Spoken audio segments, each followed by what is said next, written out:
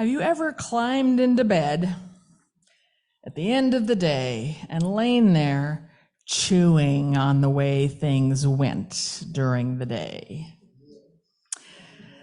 The things you said that you shouldn't have said. The things others said that hurt you. The way that you were thwarted in seeking your bliss. Well, whenever I find myself falling back into that pattern, it's a recurring theme. I remember the song from the movie Holiday Inn. You with me? Count your blessings instead of sheep. That's right.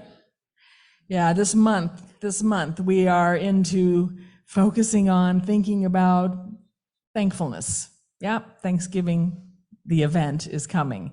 But Thanksgiving, the activity, is emphasized for us this month, which is a good thing. Yeah? The more it happens around us, the more we, cultivate that attitude of gratitude. Because left to our own devices, we might not get there, right? It's kind of like exercise. Oh, yes, well, that. It's kind of like exercise. If you aren't intentional about working at it, it doesn't just happen.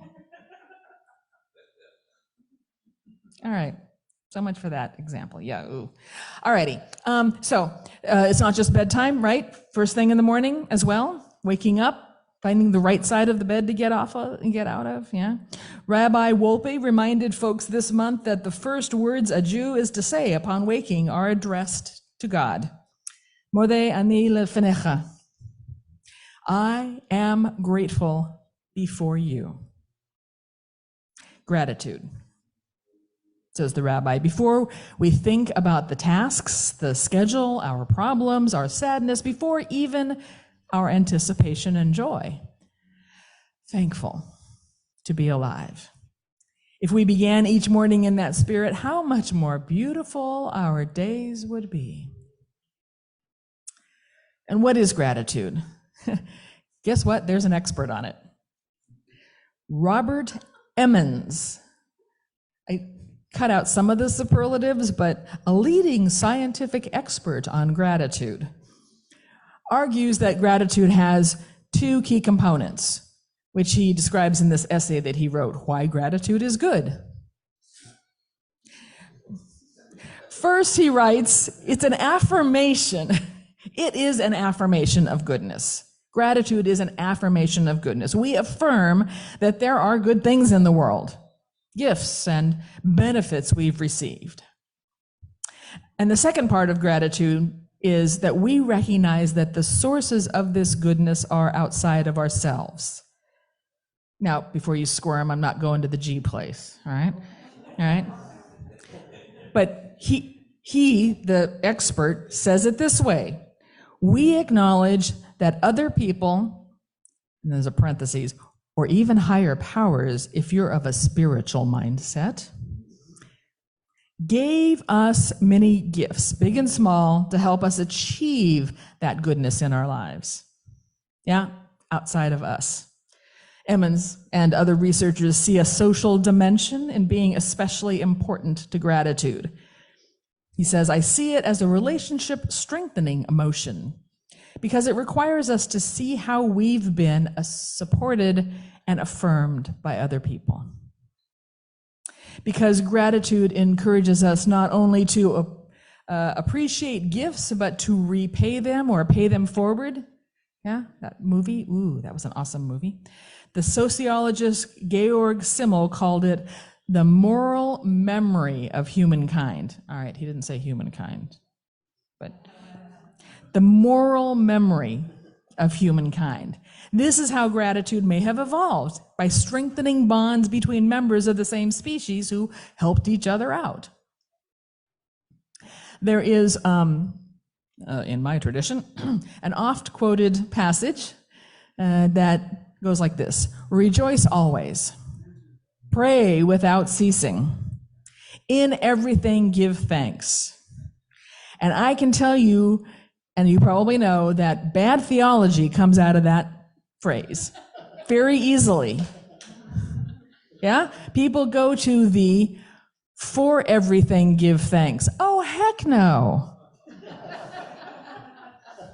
I was mindful there. Oh no, we are not giving thanks. We are not thankful for all things that are happening. Yeah, I'm not gonna line it out right now. But all right, but we can find ways to be thankful for the loving responses surrounding bad horrible diagnoses, or even shootings in nightclubs. All right, it's a stretch, right? I can find a way, because I am thankful for the outcry. There has been an immediate outcry and publicity in regular media. Yeah? Do you remember that firebombing of the gay church in the French Quarter in New Orleans in 1973? Crickets. No outcry. Y'all are going to go Google it. Yeah, we don't even know about it. This we know about. The Pulse nightclub we know about. There is an outcry now, and not just from a subset community. All right, on a lighter note, deep breath. On a lighter note, I am grateful for those who post wisdom and humor and inspiration and political commentary and theological reframings on their Facebook page. It's where I hang out. I live with my two adult sons. One of them says that he doesn't want me to thank him for ordinary things like doing the dishes or handing me things from across the kitchen. And I had to think about that. I don't want to psychoanalyze him, but I had to figure out why I was saying thank you so much. And I remembered that my father, who was a Cub Pack leader, taught me the Boy Scout way, which is to say thank you when you are fully prepared to receive the thing that is being handed to you, because that way you're not just with your eyes, but you're signaling with your words that you are ready, so that whatever it is being handed isn't going to end up on the floor, right? It's a handoff thing that has intentionality. Random things we learned, right? That stuck with us. I'm grateful. I have gratitude. I am thankful to the Burroughs clan for hanaiing me, for calling me Kahu. When I arrived in Hawaii, everyone was really clear that I couldn't use Kahu Kyle as my email address because nobody had given me no Hawaiian had given me the name Kahu. I am thankful that I was told that, so I avoided the faux pas. And thankful that I was hanaied. Wish I'd learned more about how to be a good Hanai daughter. And I am thankful to Auntie Halani Berard, a Hawaiian practitioner from Big Island, who flew over to bestow upon me my Hawaiian name, Kealaula. It has gazillions of meanings. You looked it up and it had white pathway. Yeah, I heard flaming trailblazer was one of the. When Auntie Halani gave me the name, she said all the different meanings, and I was still stunned that I was getting a name. So I didn't hear much of anything, but I heard flaming trailblazer. About the sixth thing she said. There are folks here who post, right? There is somebody who is present here today in worship who posted about the Fab Five friends who have been meeting on Zoom for 137 weeks through the pandemic. Fabulous community. Meaningful. So, right? The inevitable. So what are you grateful for? How are you cultivating an attitude of gratitude? We can do a surface level list. Yes, extroverts, I may call on you in a minute. So if you want to, you're going to be able. Introverts, breathe. Even though I know your name, I am not going to call on you. We can do a surface level list, right? I'm thankful for my family. I'm thankful that I have shelter. I'm thankful that there's ample food on my table. Never mind the tone. It's really true. I'm thankful for those things. But that's just touching it. Yeah? If we dig deeper, what are the specifics about our gratitude? What are the specifics of your gratitude? I can say I'm thankful for my family because we're living together, mid-30-year-olds and me, especially in the pandemic. And we have learned to communicate more clearly and respond less defensively. And we have been intentional about interrelating as adults and not in our familial roles. Hallelujah. Yeah, I have shelter, and for me and my family, that represents stability. I was a single parent raising 2 kids in the San Francisco Bay Area, and stability was not one of the adjectives. Yeah? With stability of housing, we can function in other ways in the world without having to worry about that. Yeah? There's ample food on my table, which makes me aware that we are living near the top rung of the 8 billion people in the world. 4 days ago, yeah, we topped 8 billion. And they have to expend so much daily energy just to get water and food for basic survival. I am thankful that I don't. So when I see my full fridge, other than like, oh, God, where's the turkey gonna go? I also think, wow, I can do other things today than worry about sustenance. All right, so I helped you with your segue, Carol, but I got no good segue for this part. We are now going to go from that theme to Transgender Day of Remembrance. Yeah? This day, November 20th, is Transgender Day of Remembrance. And all this past week has been Transgender Awareness Week. Yeah? The Transgender Day of Remembrance is about those who have been killed by violence for being transgender or while being transgender. But the whole past week was about awareness. Do you remember when you didn't know that you knew someone who's queer? Right? People are like, I don't know anybody who's lesbian. It's like, you do, you just don't know that you know them because they have not felt safe coming out to you. Do you remember when you thought you didn't know anybody? Yeah? Do we now know that we all know somebody who's trans? Even if we don't know that they're trans. Some folk want to pass, and some folk don't want to say it out loud, and maybe some folk don't want to tell you. Work on that. So I went through my Facebook friends list. Who knew? I went through because I wanted to do something for transgender awareness, to acknowledge that just like there used to not be an outcry when there were murders of queer folk, so also, and it used to be that whenever we talked about LGBTQ issues, it was all like, oh, it's so hard, it'll get better. It's like, okay, can we have this? And then we moved to the celebration. It's great being queer. Right? We finally got to this like, wow, celebration part, not just the defensive, excusing part. Same for trans folk. I went through to figure out who I'm thankful for. There's the bridge, right? Who am I thankful for in my Facebook world, in my wider world, and mostly these are people that I actually know in real life. Who am I thankful for who trusted me to not just come out as being trans, but also to talk with me or to share with me or to witness to the world or however they are living their life, that others got to see and know that we know someone who's trans and then know a little bit about the trans experience.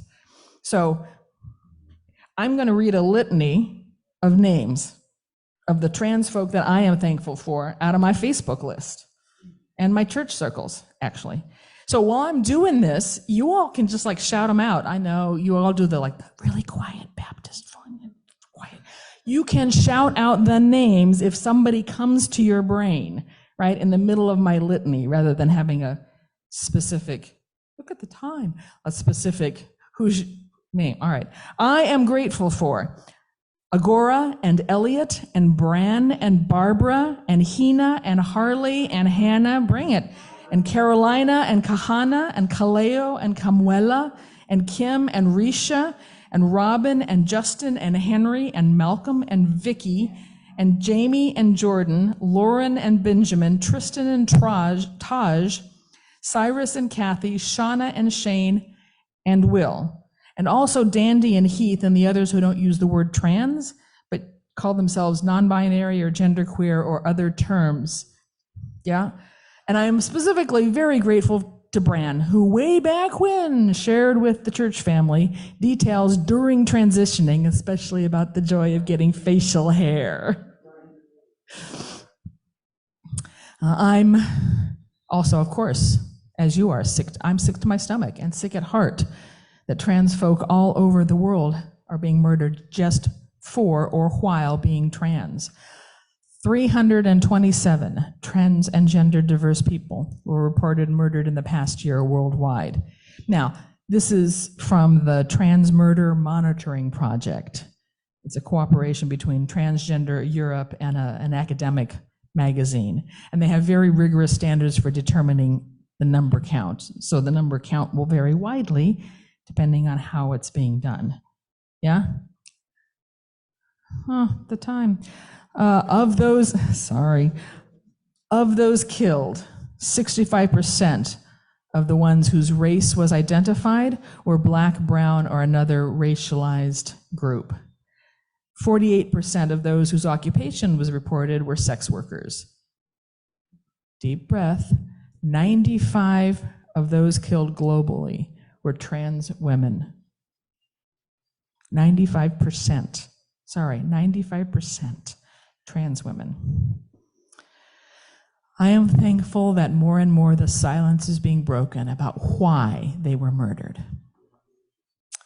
There was a young trans woman in Gwen Araujo who was murdered in Fremont, California in the 2000s, and local high school students, of course, were so appalled that they put on productions of the Matthew Shepard story. And those high school productions got picketed by that hate-filled extended family from Westboro Baptist Church in Kansas. And thankfully, local congregations and local clergy came and gathered and protected the students from those haters. Like that physical exercise, which I eschew, we can exercise our attentiveness to giving thanks, not for all things, but in all things, because things are making a difference. We can be grateful. We can cultivate intentionally an attitude of gratitude. And when we do so with each other, we normalize that behavior. We model for each other how to express our gratitude with ease. So let's be the beloved community, calling into further life the gratitude that will shape our waking and our settling in for a good night's sleep. Amen and Ashe.